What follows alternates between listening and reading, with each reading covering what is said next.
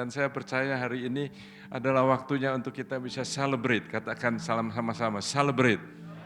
Celebrate dan kita merayakan, kita datang itu ada satu suasana sukacita, ada satu suasana kita bisa ada satu senyuman, ada tertawa. Coba saudara, saya minta izin saudara bisa buka masker saudara sebentar. Oke, buka masker. Oh, you look beautiful, you look beautiful. Coba lihat kanan kiri, berikan senyuman yang luar biasa. Oh, saudara, God is good. Amin, amin, saudara. Oh, seringkali kita datang ke gereja mungkin kita lupa bahwa kita ini adalah waktunya untuk celebrate. Saudara, saya diingatkan saudara pernah ambil foto nggak sama teman-teman, group picture gitu? Pernah saudara? Pasti pernah ya saudara. Waktu ambil group picture itu biasanya dihitung 1, 2, lalu saudara yang tadinya nggak senyum jadinya saudara yang tambahkan ada yang bilang, coba giginya kelihatan, karena ada orang yang senyumnya dipaksain saudara. Gitu ya. Dan ternyata saudara kita bisa kok, kalau kita waktu foto aja kita mau senyum bisa senyum, amin saudara, pakai gigi juga bisa saudara. Dan ternyata saya ingat teman saya Al Hollingsworth, dia mengatakan demikian, to be enthusiastic you have to act enthusiastic. Kalau Anda mau menjadi orang yang antusias, maka Anda harus bertindak secara antusias, ya saudara. Makanya kita kalau foto aja bisa, kalau kita dan lagi yang uniknya saudara, kalau setelah kita foto, biarpun banyak orang di dalam grup itu, misalnya 10 orang, 20 orang, bahkan 30, mungkin lebih saudara, yang Anda lakukan apa kalau Anda lihat foto itu?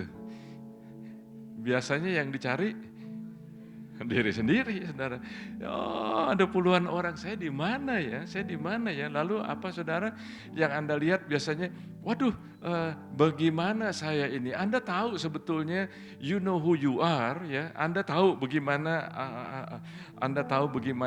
tampilnya Anda pada saat itu. Tapi waktu di foto rasanya mau lihat lagi, bagaimana ya? Wah, rambutnya kayaknya kurang begini. Rasanya, mungkin yang wanita mungkin lipstiknya warnanya nggak cocok. Atau mungkin saudara pakaiannya, mungkin gayanya saudara. Dengan kata lain Anda mau melihat diri saudara sendiri, betul saudara? Karena ternyata identitas itu sangat penting saudara. Jadi saudara, saya senang sekali di dalam CD Blessing ini kita mau melengkapi saudara, melengkapi. Jadi kalau tadi saya katakan Anda foto ya, Anda kelihatannya happy gitu ya. Saya nggak mau Anda hanya kelihatannya happy, tapi Anda happy.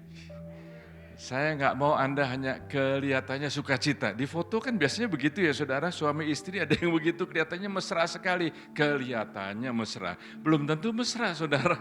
Kelihatannya rukun, belum tentu rukun saudara. Nah yang dikatakan di FPU tadi pengumuman mengenai untuk kita melengkapi jemaat Tuhan. Untuk supaya saudara diberkati. Saudara, di situ salah satu kata yang ditulis, yang diomongkan begini. Do you want to be wealthy or do you want to look wealthy? Apakah Anda cuma mau tampil seperti orang kaya atau Anda mau menjadi orang kaya? Yang mana yang Anda pilih ya saudara? Saya mau supaya Anda tangkap ini hal-hal seperti ini, jadi bukan hanya kelihatannya happy lalu dipaksakan, enggak saudara, natural aja karena Anda perlu tahu siapa Anda. Anda perlu tahu siapa Anda di dalam Tuhan, amin saudara. Anda perlu tahu bahwa rencana Tuhan di dalam hidup Anda itu luar biasa. Jadi Anda perlu tahu identitas saudara itu siapa, identitas, karena banyak orang yang tanya. Banyak orang yang nanya, saya ini siapa ya?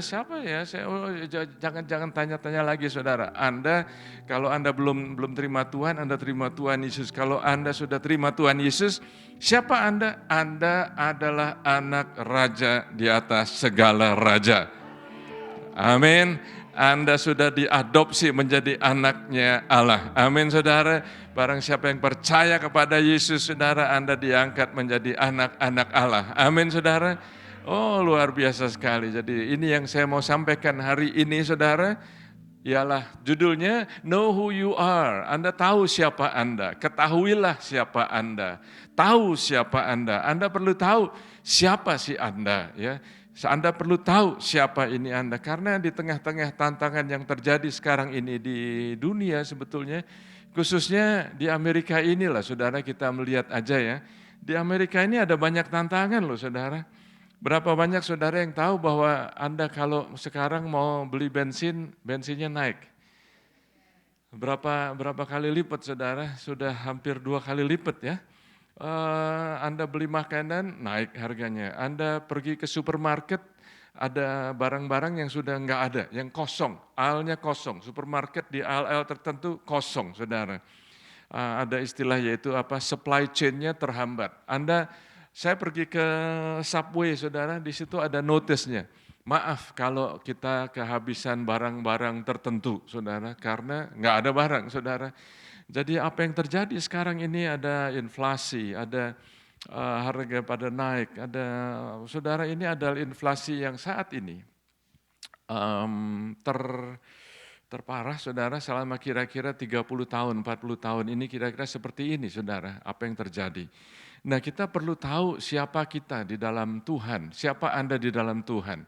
Karena ada banyak hal-hal yang bisa membuat Anda khawatir atau takut atau bingung. Are you with me? Jadi saya melihat bahwa coba Anda bertanya kepada diri Anda sendiri, apakah Anda pernah merasa Anda enggak cukup baik, Anda enggak cukup pinter, Anda enggak cukup mampu, Anda rasanya enggak dihitung lah, enggak dianggap sama orang-orang lain. Mungkin Anda pada saat ini merasa seperti itu, sehingga Anda itu minder, sehingga Anda enggak ada percaya diri karena Anda enggak percaya kepada Tuhan. Apakah Anda pernah merasa atau sekarang Anda merasa Anda tuh stuck, nyangkut, nggak bisa maju lagi, stuck. Mau ngapa-ngapain nggak bisa, karena Anda stuck. Anda nyangkut di keadaan sekitar atau circumstances. Anda merasa nggak berdaya, you're powerless. Anda nggak ada tenaganya lagi, you have no power, nggak bisa berfungsi lagi, saudara. Atau Anda pernah nggak, atau Anda sekarang ini merasa Anda takut mau bertindak nanti salah membuat keputusan. Banyak takut, banyak khawatir saudara. Dan ini yang saya mau sampaikan kepada Anda perlu tahu siapa Anda. Kalau Anda merasa seperti pertanyaan-pertanyaan yang saya katakan tadi, mungkin ada saudara yang jujur dan berkata, oh ya saya lagi discourage, saya lagi down, saya nggak merasa dianggap, saya nggak mampu, saya kurang ini, saya kurang itu, saya kurang baik, saya kurang mampu. Ternyata saudara, kalau Anda jujur dengan diri saudara sendiri hari ini, maka Tuhan akan menjamah saudara dan memperbarui saudara dan menguatkan Anda sehingga akan ada terobosan. Terobosan sehingga Anda bisa melihat, oh ternyata saya ini anaknya Tuhan. Dan kalau Anda jujur kepada diri saudara sendiri, dan saya saat ini ingin memperkenalkan dengan seseorang yang menurut saya sudah nggak asing lagi saudara, yaitu ada satu cerita di dalam Alkitab yang seorang ini yang bernama Gideon. Dan di judul khotbah saya ini sehubungan dengan tema kita tahun ini, seri daripada Wake Up Call. Katakan wake up call. Wake up call. Anda bangun. Bangun. Wake up. Coba Anda bangkit, saudara. Nah, saya untuk menyingkat waktu, saya sudah sediakan slide di sini. Ini adalah sekilas tentang Gideon di dalam kitab Hakim-Hakim. Ya, Gideon. Di dalam buku Hakim-Hakim, itu pasal yang ke-6, itu ada cerita, saudara, di mana orang Israel pada saat itu menjauh dari Tuhan. Mereka mundur dari Tuhan, mereka nggak dekat lagi sama Tuhan, mereka menyembah ilah-ilah lain. Dan oleh karena itu Tuhan menyerahkan mereka kepada orang Midian. Orang Midian yang menyerahkan itu, yang mengizinkan adalah Tuhan. Jadi saudara, ada saat-saatnya di mana waktu satu bangsa itu menjauh daripada Tuhan, maka Tuhan mengizinkan satu penghakiman, saudara, satu hal yang supaya orang itu bisa kembali kepada Tuhan. Tuhan mau supaya orang itu kembali kepada Tuhan. Dan mereka itu mengalami tindasan itu selama 7 tahun. 7 tahun lama apa enggak saudara? Lama sekali, 7 tahun tertindas. Dan di pasal yang ke-6 ayat yang pertama, itu dituliskan mereka itu tertindas, mereka hidup di dalam persembunyian, tertindas di dalam persembunyian. Kalau saya katakan judul khotbah saya, ketahuilah siapa Anda, know who you are, tahu siapa Anda.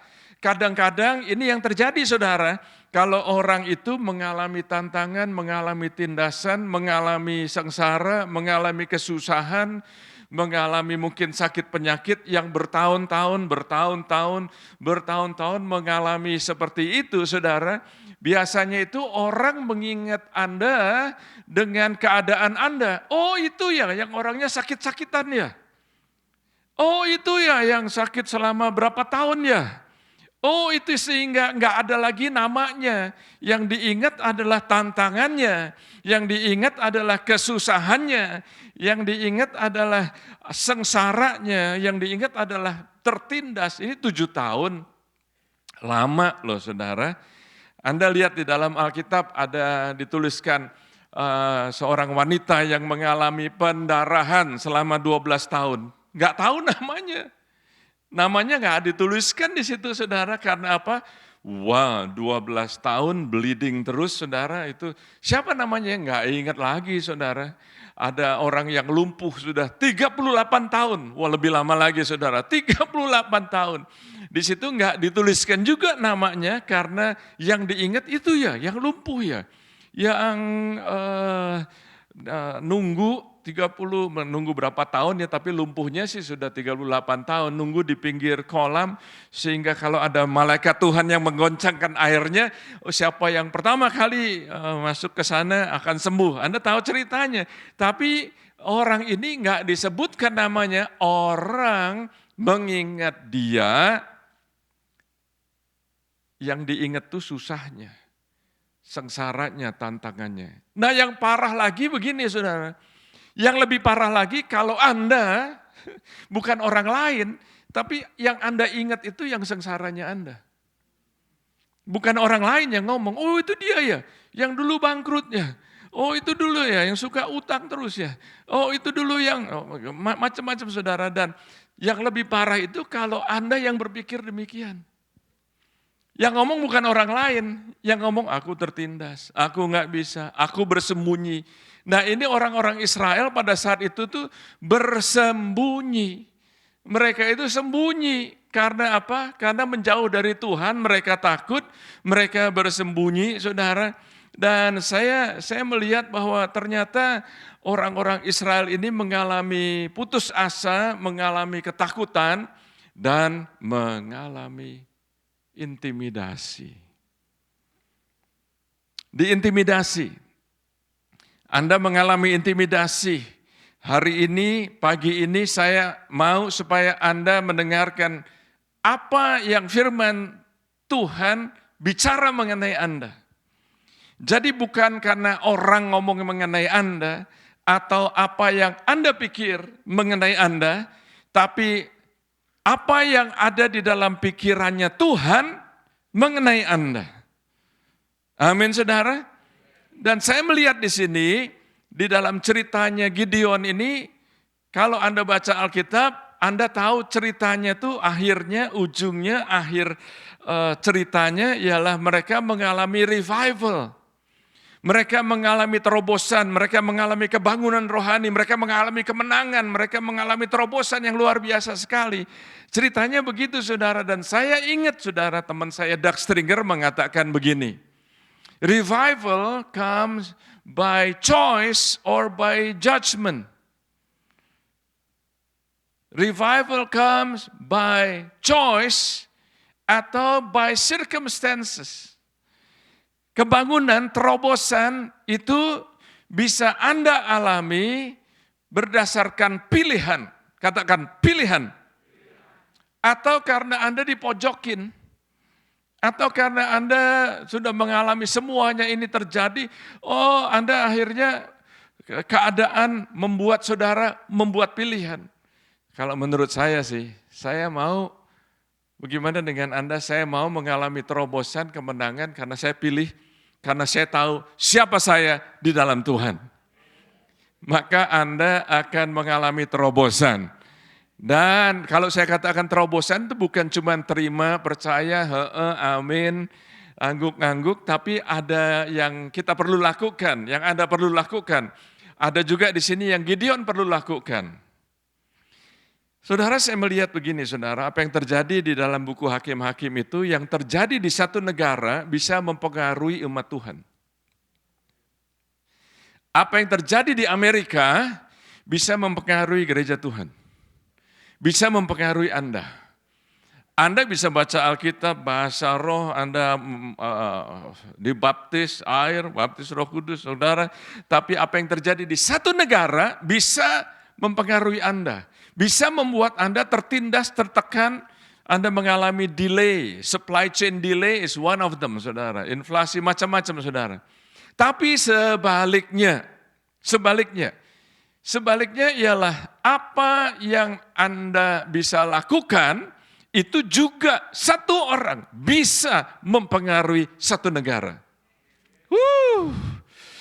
Apa yang Anda lakukan, bagaimana Anda respon kepada Tuhan, bisa merubah kota, bisa merubah state, bisa merubah negara. Dalam hal ini, karena satu orang percaya kepada Tuhan, karena satu orang dipulihkan jati dirinya, maka dia membawa satu negara, satu bangsa Israel mengalami satu kemenangan. Orang Israel mengalami tindasan dari orang Midian. Midian itu artinya dalam bahasa aslinya ialah judgment. Oh, jadi ternyata dia membawa judgment. Artinya ialah orang itu jadi sembunyi, saudara. Arti daripada Midian adalah kebiasaan. Ya. Jadi ternyata enggak kebetulan nama-nama di dalam Alkitab ini. Enggak kebetulan disebutkan nama-nama dari orang-orang yang mengalami semuanya ini, saudara. Karena apa? Karena Tuhan tahu secara detail siapa kita, siapa satu negara, siapa keluarga Anda, dia tahu Anda persis, saudara. Kenapa Tuhan izinkan semuanya ini terjadi? Saya masih ingat mungkin beberapa bulan yang lalu ya, saya katakan demikian, ada bedanya antara teguran dengan ganjaran. Kalau teguran itu adalah koreksi yang dilakukan oleh Tuhan ya, dengan kata-kata. Di dalam Alkitab itu Anda bisa baca seringkali Tuhan memberikan teguran. Tuhan kirim nabi-nabi, Tuhan kirim hamba-hambanya untuk menyampaikan teguran. Tapi orang itu banyak yang nggak dengar. Are you with me? Nggak dengar, bukannya tuli tapi nggak dengar. Bahasa Inggrisnya itu ignorance. Artinya apa? Nggak peduli, bukannya nggak dengar tapi nggak dengar. Pernah ngalamin seperti itu? Dengar tapi nggak dengar, saudara.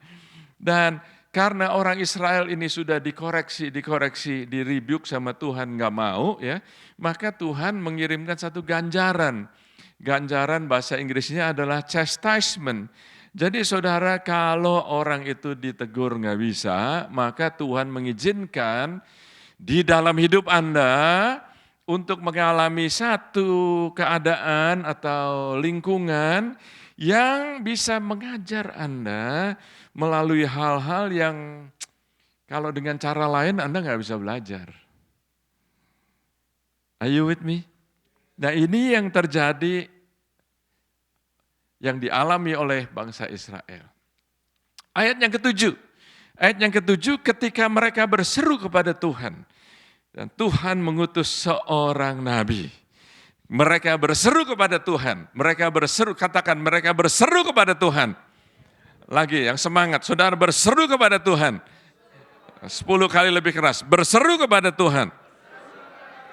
Berseru kepada Tuhan pada saat, kalau Anda tadi saya tanya, Anda mengalami tantangan ini dan itu, dan pada saat Anda mau membuat keputusan yang penting, Anda berdoa kepada Tuhan, Anda berseru kepada Tuhan, Anda datang kepada Tuhan, Anda tanya kepada Tuhan.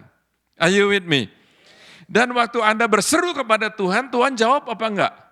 Tuhan pasti akan jawab, Tuhan pasti dengar doa saudara, Tuhan pasti bicara kepada Anda. Jadi mereka berseru kepada Tuhan dan Tuhan kirimkan seorang, apa saudara? seorang nabi, dia kirim seorang nabi. Nah sekali lagi saudara, seringkali itu kita maunya Tuhan yang melakukan. Waktu orang Israel mengalami tindasan pada zamannya Firaun, Tuhan tidak membebaskan orang Israel. Tapi Tuhan mengutus seorang yang membebaskan orang Israel.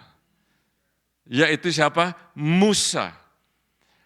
Dunia waktu mengalami kegelapan, masa kegelapan. Gelap sekali saudara di dalam perjanjian baru.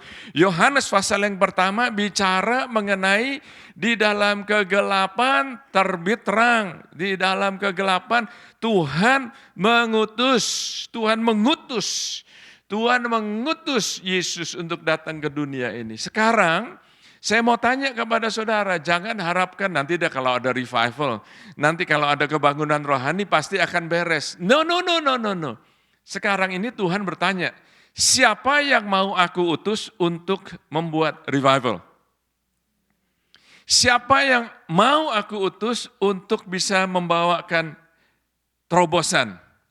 Siapa yang mau aku utus? Siapa? Karena satu orang bisa mempengaruhi, bisa merubah satu negara. Anda pilih aja saudara, Anda mau dipengaruhi atau Anda mau menjadi pengaruh. Ayat yang ke-11 dituliskan di sini, malaikat Tuhan tahu persis di mana menemukan Gideon, ya. Di mana Gideon pada saat itu saudara di ayat yang ke-11, Gideon sedang mengirik gandum di tempat pemerasan anggur. Mungkin Anda perlu dijelaskan di sini, pemerasan anggur itu adalah tempat yang seperti batu begitu ya saudara, lalu ada lubangnya, sehingga kalau anggur itu diperes ya saudara, pada zaman itu enggak diperes ya, diinjek-injek saudara, sehingga jusnya itu mengalir saudara. Nah kalau mau mengirik gandum, itu mengayak gandum, itu enggak di situ saudara. Mengayak gandum itu di luar, supaya chef atau ya apa bahasa Indonesianya, serbuknya itu sekam. Wow, udah lama saya nggak dengar kata sekam. Supaya sekamnya itu ketiup angin.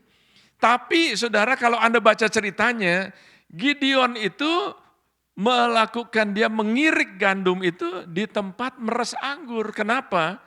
Anda tahu ceritanya karena kalau dia menggirik gandum itu di luar, kelihatan oleh orang Midian, maka akan dirampok, akan dirampas, akan diambil. Dan ini terjadi 7 tahun saudara. 7 tahun mengalami seperti itu sehingga dia itu ngumpet, sembunyi, itu artinya Midian. Are you with me? Membuat Anda jadi sembunyi, nggak berani, nggak ada confidence, nggak ada percaya kepada Tuhan. Anda ragu-ragu, Anda bingung. Dan pada saat itu, malaikat Tuhan tahu persis di mana menemukan Gideon. Coba bayangkan saudara, Anda kerja keras, Anda dari pagi sampai sore, ada yang dari pagi sampai malam, atau mungkin Anda kerja dari malam sampai pagi. Anda kerja keras, begitu Anda dapat hasilnya ya, diserbu sama macam-macam sehingga mungkin karena ditipu mungkin ini rusak, itu rusak, mungkin Anda salah investment, Anda lakukan satu pekerjaan, enggak menghasilkan keuntungan, mau enggak begitu? Berapa banyak saudara yang mau begitu? Enggak ada yang mau saudara. Nah ini yang dialami oleh orang Israel pada saat itu. Selama 7 tahun, udah berapa lama Anda mengalami hal-hal seperti yang saya sebutkan tadi, hari ini mau ada terobosan apa enggak? Tuhan akan berikan terobosan. Nah ayat yang ke-12 menarik sekali. Beginilah Tuhan melihat Gideon. Malaikat Tuhan datang kepadanya dan berkata, Tuhan menyertai engkau. Ya, pahlawan yang gagah berani. Lagi sembunyi, dibilangnya apa saudara?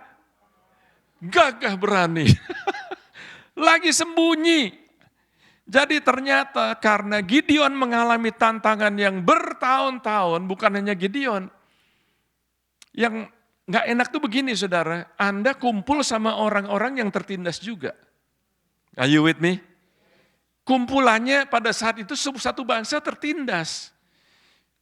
Kumpulnya sama orang yang negatif. Kumpulnya sama orang, ya susah ya. Oh ya gak bisa ya. Oh ya gak mampu ya. Oh ya aku juga gak bisa. Kamu juga, ya aku juga, you are not alone. Kayaknya bangga gitu kalau sama-sama gak bisa.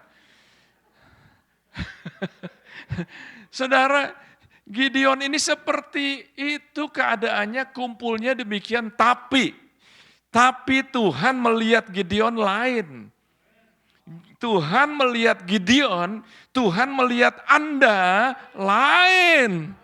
Tuhan melihat Anda, Tuhan bicara kepada Anda saat ini, kamu pahlawan yang gagah berani.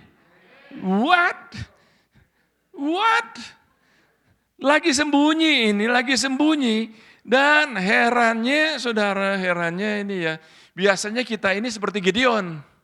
Biasanya tanggapannya itu ialah kita melihat diri kita sendiri. Halo? Are you with me? Gideon berkata demikian di ayat yang ke-15. Kaumku adalah yang paling kecil di antara suku Manase dan aku pun seorang yang paling muda di antara kaum keluargaku. Dan lalu dia kasih alasan. Stop whining, be a winner. Be a winner, stop whining. Tahu whining? Whining itu merengek-rengek. Yang negatif, aku gak bisa, I'm a failure, I cannot do it, I'm the smallest, aku paling kecil, aku paling gak mampu, aku paling gagal. Saudara, Anda mendengarkan dari seseorang yang pernah gagal. Bukan pernah gagal, saudara, udah berkali-kali juga saya mengalami hal-hal yang gak gampang dalam hidup saya ini, saudara. Jadi kalau bicara mengenai gagal, mengenai apa yang saya alami, saudara, GPA 1 itu cukup membuat Anda itu down. Halo? Tapi Tuhan melihat saya dan Tuhan merubah saya untuk melihat saya bukan dari kacamatanya saya, tapi dari kacamatanya Tuhan. Saya berdoa supaya Anda mau mempraktekkan ini dan Anda melihat, oh ya, dengan apa tantangan yang Anda hadapi, Anda bisa berkata, ya saat ini aku mau bangkit ya Tuhan. Oh, dan kemudian saudara, ini adalah langkah-langkah yang dilakukan. Langkah-langkah yang dilakukan oleh Gideon. Setelah dia melihat dirinya sendiri, setelah dia mengetahui siapa dia, setelah dia mendengar firman Tuhan dari malaikat yang datang kepada dia ini, setelah dia dengar, katakan dengar. Jadi kita perlu dengar saudara. Kita perlu mendengar, dengar ini Gideon bicara, Tuhan bicara kepada Gideon, Anda dengar nih apa yang Tuhan bicara. Dan setelah itu dia mulai melakukan tindakan, katakan tindakan. Lagi actionnya itu apa saudara? Ayat yang ke-25, dia meruntuhkan mezbah yang dibangun ayahnya untuk dewa-dewa Baal dan dewa-dewa Asyera. Jadi ternyata ini yang dilakukan oleh bapaknya. Itu sebabnya saya berkata, saya mau ingatkan lagi saudara, Tuhan membuat sesuatu yang baru buat Anda. Jadi jangan Anda pikir, dulu papa saya begini, dulu mama saya begini, dulu kakek saya begini, nenek saya begini, begini. Jadi sekarang saya juga nggak bisa ini, begini. Saudara, bagaimana kalau Anda pikir mulai sekarang Anda yang membawa terobosan buat keluarga saudara, buat anak cucu saudara, dan juga buat orang tua saudara. Are you with me? Dan ini yang dilakukan oleh Gideon. Dia apa saudara? Dia meruntuhkan mezbah. Dia meruntuhkan mezbah yang dibangun oleh ayahnya untuk menyembah dewa Baal dan dewa Asyera. Dan Di ayat berikutnya, dia bukan hanya meruntuhkan mezbah Baal dan mezbah Asyera, dia membangun mezbah untuk Tuhan. Halo. Jadi saudara, mezbah apa yang Anda perlu runtuhkan saat ini? Mezbah apa? Tahukah saudara bahwa ternyata mezbah yang didirikan untuk Baal dan Asyera, Baal dan Asyera itu adalah ilah kesuburan. Artinya itu ilah kesuburan, saudara, keberhasilan, kekayaan. Mereka menyembah dan akar daripada Baal dan Asyera ini adalah satu ritual yang seksual, yang sensual, sehingga ada perkumpulan-perkumpulan mabuk-mabuk, pesta pora, dan satu kejijian, satu kenajisan, dan dilakukan oleh pria dan wanita, ada pelacur pria, ada pelacur wanita, dan ini mezbah yang didirikan untuk menyembah dewa Baal dan Asyera. Sehingga di dalam pikiran mereka yang ada adalah kenajisan, perzinahan. Saya melihat bahwa ilah-ilah itu sekarang ini juga ada di masyarakat sekarang, di masyarakat kita sekarang ini. Bahkan nggak usah pergi jauh-jauh, ternyata bisa ada di living room Anda. Ternyata bisa Anda di family room Anda, mungkin bisa Anda di kamar Anda pribadi. Pada saat Anda tanpa sadar Anda menyembah mereka melalui melihat di televisi Anda, di komputer Anda, di tablet Anda, di cellphone Anda, dewa-dewa yang berhubungan dengan sensual, ritualistik. Perlu dirubuhkan. Perlu dirubuhkan. Perlu dirubuhkan. Perlu dirubuhkan, diruntuhkan. Lalu Anda membangun mezbah buat Tuhan. Karena apa yang Anda pikir bisa membantu Anda, bisa menjadi gangguan buat Anda. Apa yang menjadi strength, kekuatan bisa menjadi weaknesses. Anda terganggu sekali.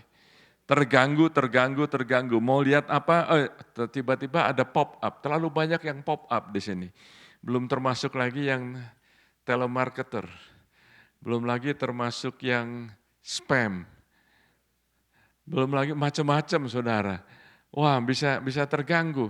Karena pikirannya yang mau diserang oleh iblis, itu adalah pikiran Anda. Pikiran kita, saudara. Are you still with me?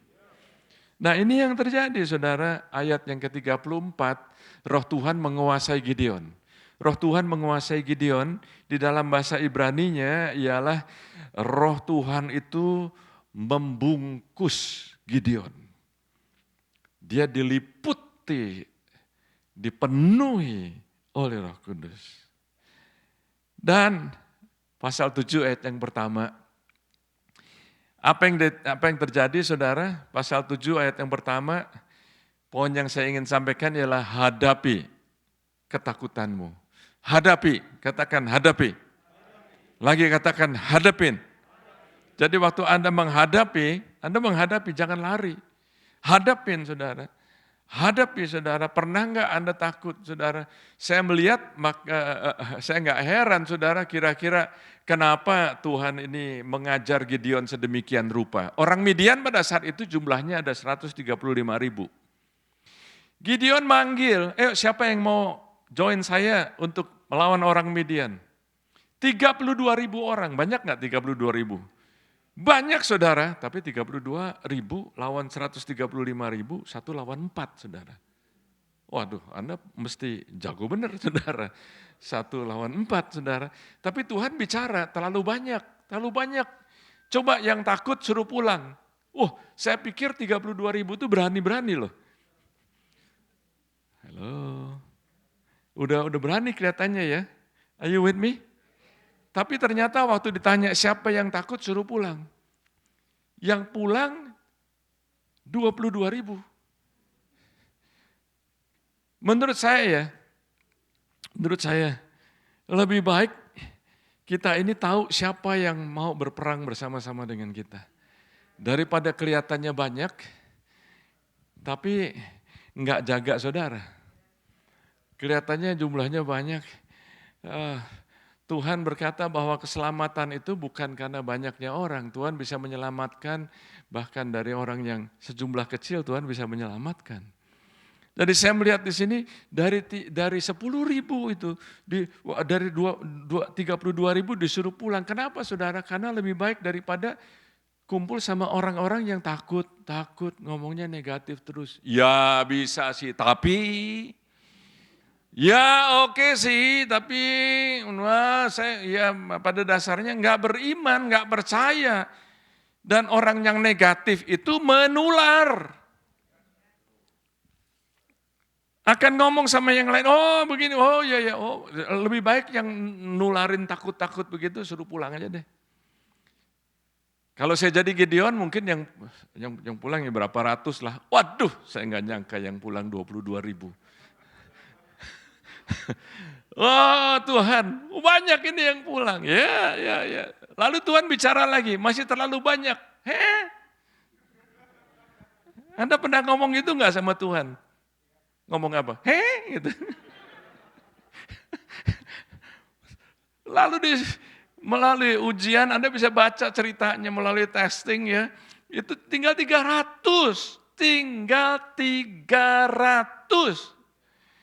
Jadi saudara 300 lawan 135.000 itu bukan 1 lawan 4. 1 lawan 400 lebih. Tujuannya apa? Tuhan bicara di situ supaya jangan sampai ya. Jangan sampai kalau kamu berhasil, kamu menang, kamu ngalamin terobosan, lalu kamu bilang, karena gue hebat nih. Karena gue pinter nih. Karena gue punya banyak kenalan nih. No, 300 lawan 135.000. Itu orang-orang yang betul-betul udah berani, benar saudara.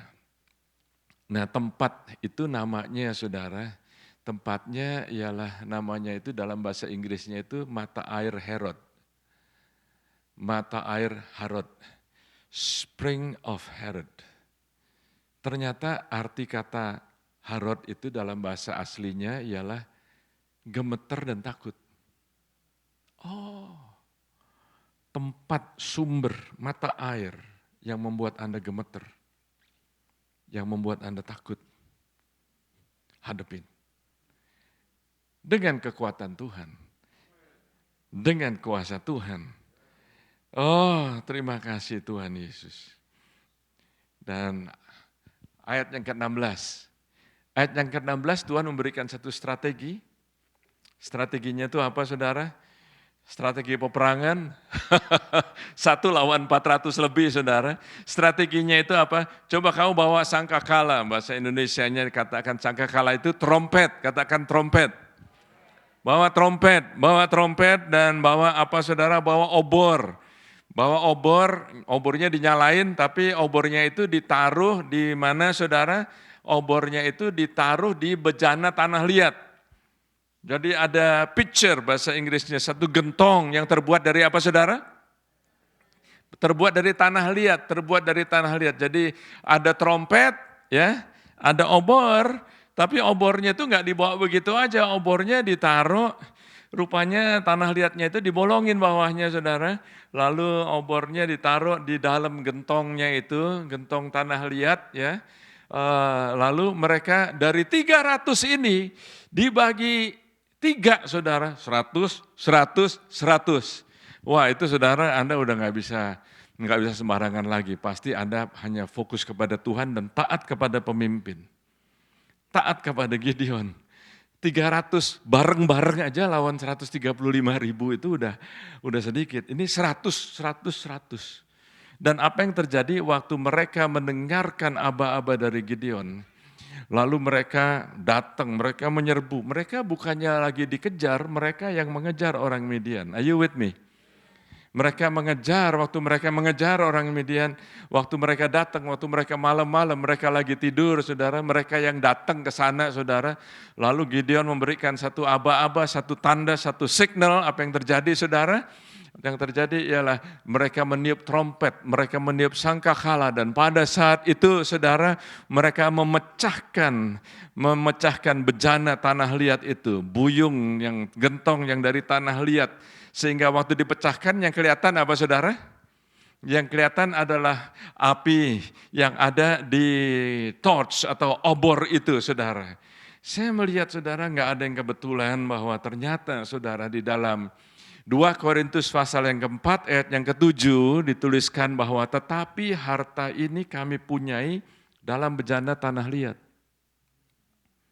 Supaya nyata bahwa kekuatan yang melimpah-limpah itu berasal dari Allah, bukan dari diri kami. Kita ini terbuat dari apa saudara? Dari tanah liat, dari debu dan tanah, clay, dari debu dan tanah. Dan yang penting, yang berharga, Anda tahu siapa Anda, ialah Kristus yang ada di dalam diri saudara. Dan kalau Anda mau maju perang dan menang, ini perlu ada brokenness. Perlu ada hancur hati, perlu ada pertobatan, perlu punya hati yang mau diajar, perlu punya hati yang mau dikoreksi. Karena pada saat bejana ini dipecahkan, maka obornya akan nyala. Kristus akan bercahaya di dalam diri saudara. Mulai saat ini saudara, berhenti, katakan berhenti. Berhenti ngomong bahwa Tuhan gak bisa pakai saya. Dan mulai sekarang percaya bahwa Tuhan bisa pakai saya. Amin saudara. Dan saya melihat bahwa ternyata trompet itu adalah satu gambaran daripada firman Tuhan. Firman yang disampaikan. Saat ini saya ini berbicara, saya menyampaikan seperti trompet, seperti satu message, satu pesan dari Tuhan. Saya sampaikan kepada Anda, ini trompet, ini adalah senjata. Makanya saudara, Anda perlu baca firman Tuhan. Anda perlu baca firman Tuhan, baca, renungkan, jangan terburu-buru, baca firman Tuhan. Mantan Vice President Amerika administrasi yang lalu, saudara, Mike Pence, dia mengatakan demikian, sebuah Alkitab yang usang adalah tanda kehidupan yang baik. A Bible worn out is a sign of a life is not. Alkitab yang usang adalah tanda dari kehidupan yang enggak usang. Tapi kalau Alkitabnya baru, mulus, enggak tahu ada di mana, mungkin di bagasi Anda. Mungkin di rak buku Anda enggak pernah baca. Enggak akan ada kekuatan, trompetnya enggak bisa dibunyiin saudara. Enggak bisa menyampaikan, enggak bisa ada encouragement, apalagi celebration, enggak ada courage. Saudara, cepat aja saya ingin sampaikan kepada Anda. Firman Tuhan mengatakan, bangunlah hai kamu dari yang tidur dan bangkitlah dari antara orang mati dan Kristus akan bercahaya atas kamu. Bangkit, bangkit, bangkit, bangkit gimana saudara? Tahu siapa Anda. Tahu siapa Anda. Tahu siapa Anda.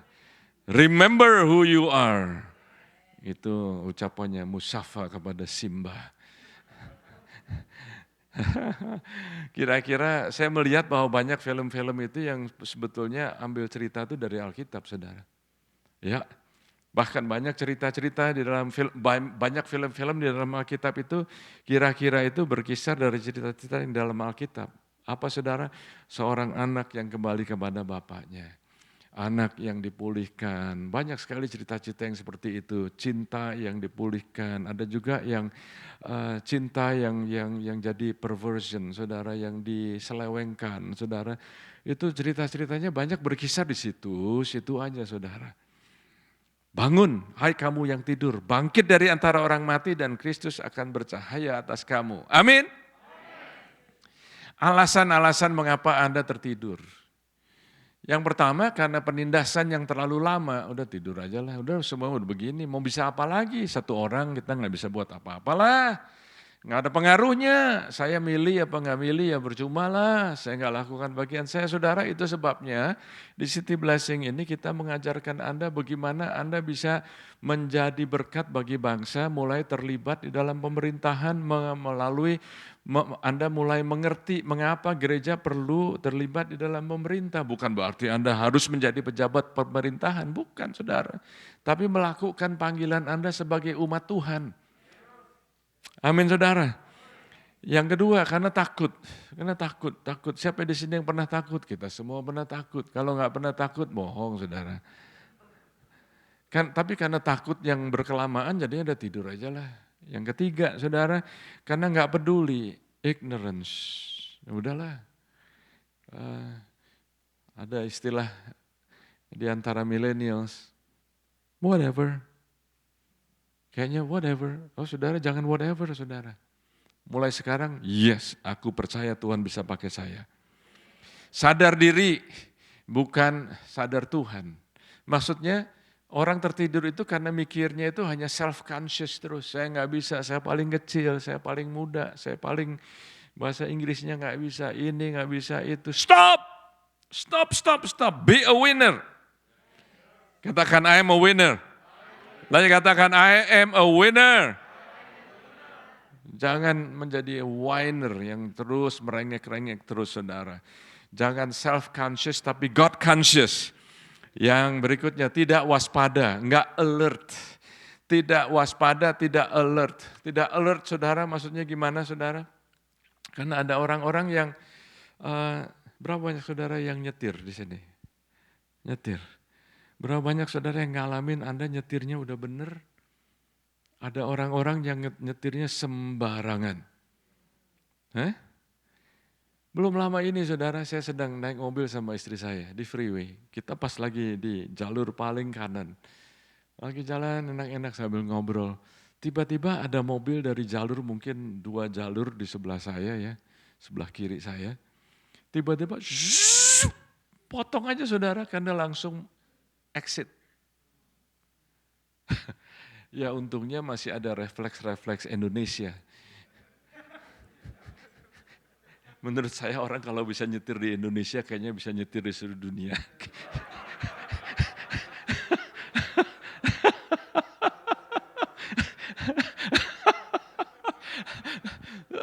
Saya lagi cruising, wow, what was that? Perlu alert. Halo? Perlu waspada, perlu berjaga-jaga. Karena kalau enggak, Anda enggak ada refleks. Saya melihat orang-orang yang dipakai Tuhan itu mereka punya refleks itu selalu dekat kepada Tuhan. Ayub itu waktu mengalami tantangan yang luar biasa, dia punya refleks. Refleksnya apa? Dia mengoyakkan jubahnya dan dia menyembah Tuhan. Itu refleksnya saudara. Ada orang yang refleksnya ngamuk-ngamuk. Kenapa Tuhan? Kayak Gideon. Gideon mula-mulanya begitu. Kalau Tuhan menyertai kami, kenapa kami mengalami seperti ini? Kenapa kami, katanya kau membebaskan kami. Karena itu refleks yang keliru saudara. Anda punya refleks. Refleks yang mana yang Anda punya? Ayub refleksnya menyembah Tuhan. Jadi yang berikutnya saudara perlu waspada. Gimana caranya bisa waspada? Tetap dekat pada firman Tuhan. Tetap dekat menyembah Tuhan. Tetap dekat berpuasa. Tetap dekat berdoa. Tetap berkomunikasi sama Tuhan supaya Anda alert. Karena musuh itu akan datang menyerang Anda tanpa permisi. Misi ya, mau gue curi. Gitu saudara. Enggak ada saudara. Waktu Anda lengah, dicuri saudara. Waspada. Yang berikutnya saudara, Anda tidak tahu siapa Anda dalam Kristus. Jadi Anda perlu tahu siapa Anda di dalam Tuhan. Nah, in closing ini ternyata saudara, Anda perlu tahu siapa Anda. Ini adalah Anda. ayat-ayat yang akan saya sebutkan. Ini yang siapa Anda sebetulnya, itu ya saya akan sebutkan beberapa aja di sini hari ini ya saudara. Kalau kita kembali di ayat tema kita yang dari buku Efesus ya, itu saya akan uraikan dengan cepat aja, musician bisa maju ke depan. Oke, di ayat yang pertama, siapa Anda di dalam, siapa Anda ya. Di dalam pasal yang pertama, ayat yang pertama, Anda itu dipanggil, disebut sebagai orang-orang kudus. Katakan orang-orang kudus. Lagi katakan orang-orang kudus. Tuhan bicara kepada Anda, Paulus waktu menuliskan kepada jemaat di Efesus, dia panggil mereka itu orang-orang kudus. Tuhan panggil Anda orang-orang kudus. Jangan Anda berpikir, oh aku nggak bisa, aku berdosa terus, kemarin berdosa, break it. Dengan kuasa Tuhan Yesus. Dan kata saints di situ, saudara, ini adalah keadaan yang dinyatakan. Dalam bahasa Inggrisnya demikian, saudara. Bukan hanya sebagai titel, sebagai title, sebagai julukan aja, saudara. Tapi ini adalah a declared state of being. It is a declared state of being. Anda adalah orang kudus. Kamu orang kudus. Bukan karena kebaikanmu, kesalehanmu, sumbanganmu, tapi karena Kristus.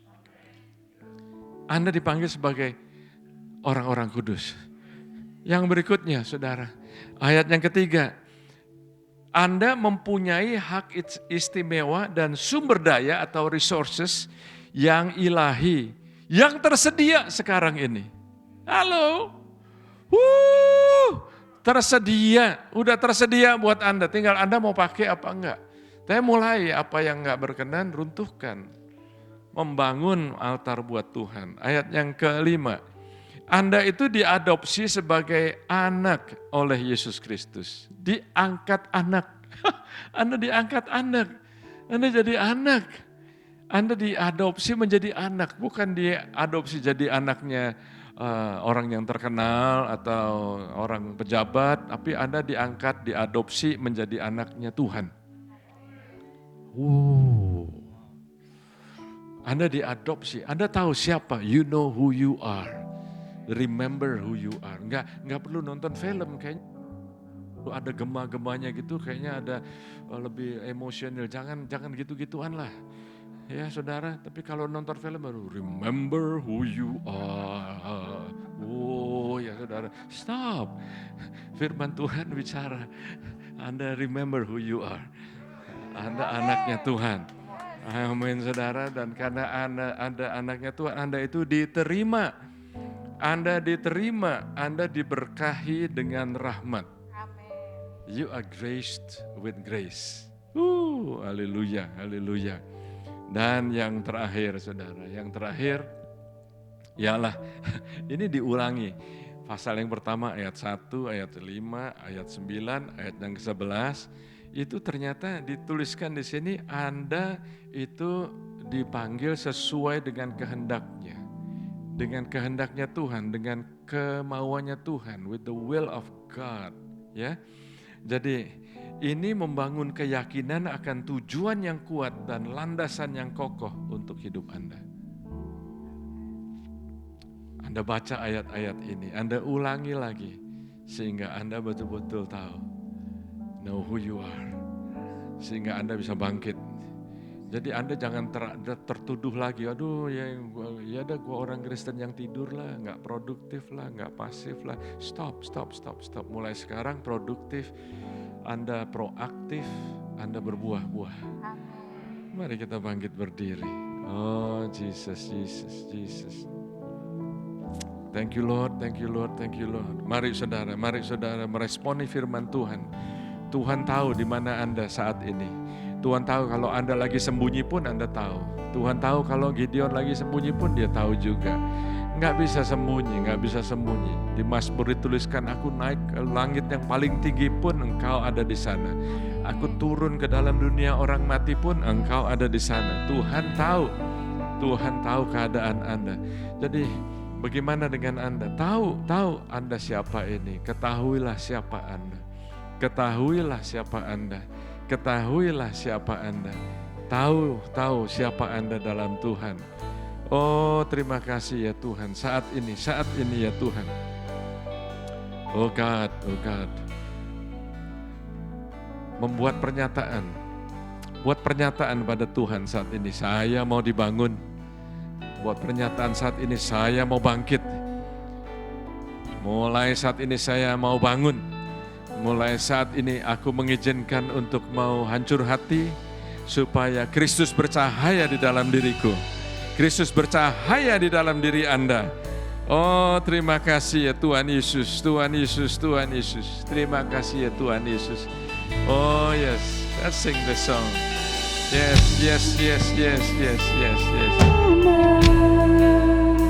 Sembah Tuhan, sembah Tuhan.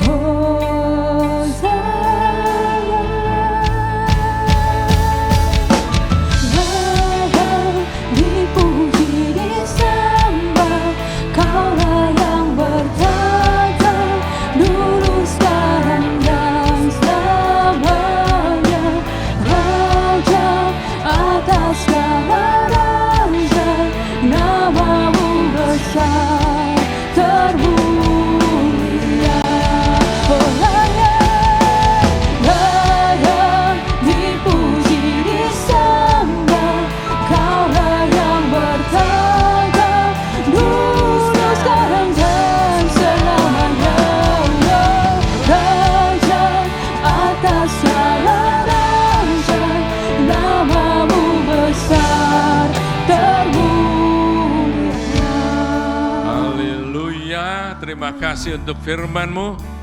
Kami akan pulang dengan satu keyakinan, Yesus ada di dalam diri kami. Kami mengucap syukur ya Tuhan, Kristus bercahaya di dalam diri kami, dan Kristus akan bercahaya melalui perbuatan kami, ucapan kami, tindakan kami, pikiran kami, dan apa yang kami lakukan untuk kemuliaan Tuhan Yesus. Hari ini ya Tuhan kami bangun, hari ini kami bangkit di dalam nama Yesus. Haleluya, amin, amin.